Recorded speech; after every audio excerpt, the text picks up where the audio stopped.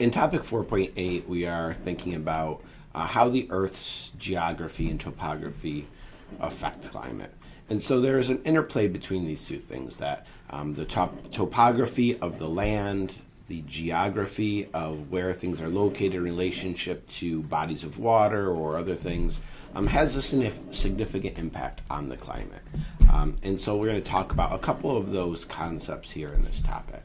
One of those is the rain shadow effect.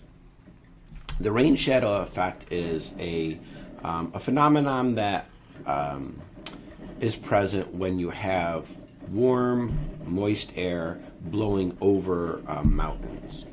And so we can see in these in this diagram here sort of what happens.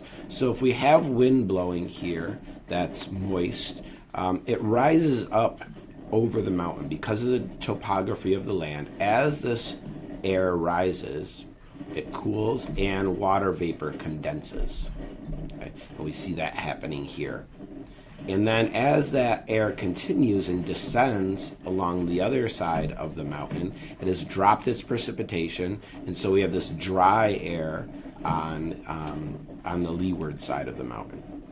And so that results in a very close geographic location. We have the windward side of mountains typically has more precipitation, more vegetation, and on the opposite side we have drier conditions as we see here. And that process is called the rain shadow. Okay? The leeward side is in the rain shadow. We can see that happening here in the southwest United States. You have the Sierra Nevada mountains. So as the warm winds, the moist air off the Pacific Ocean comes over the Sierra Nevadas, it loses its rain, and so you have areas of high precipitation on the windward side. But then as that air descends on the leeward side, it's much drier, and we can see that impact here along the eastern side of the Sierra Nevadas. And this happens throughout the world. Another concept related to this is ocean currents, deep ocean currents. So we know we already have talked about in previous topics wind currents, and wind patterns also drive surface ocean currents, that water flows in a similar direction as the wind. But then we also have these deep water ocean currents.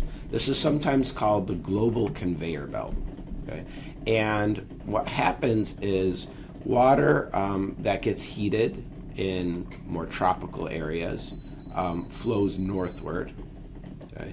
And in the higher latitudes, as that water cools, it becomes more dense. Also, as ice forms, as that water is flowing, it becomes more saline and more dense. And so it sinks down in the ocean. And then its place is taken by warmer waters from the surface. So we have this global conveyor belt that forms that's basically just taking heat from the tropics and redistributing it towards the poles. And so this thermohaline circulation, as it's called, thermo meaning because it's due to temperature, and haline salt, this global conveyor belt distributes heat throughout the Earth. It's one of the reasons, like to put this into terms you may have experienced, the latitude of the UK, for example, if we think about the UK right here, the UK is basically the same latitude as, Canada, northern Canada. However, if you were to visit the UK, you'll notice that the temperature is much more moderate than you would expect from that latitude. And one of the main reasons for that is because of this thermohaline circulation.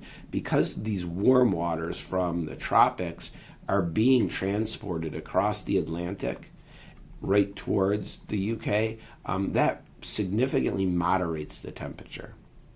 You also might notice this if you, when you go to the beach. The beaches in the Northeast are much cooler. The water is much cooler if you go to Cape Cod or if you go to the Outer Banks, partially because of this thermohaline circulation, which veers away from the eastern coast of the United States towards Europe. And then the colder, denser water that's deeper comes back along the East Coast. So this pattern is really important for distributing heat. Also, it is a process that is being altered by climate change. As climate changes, there are many people that believe that this thermohaline circulation could eventually break down, and that would have significant impacts on global climate and weather throughout much of the Earth.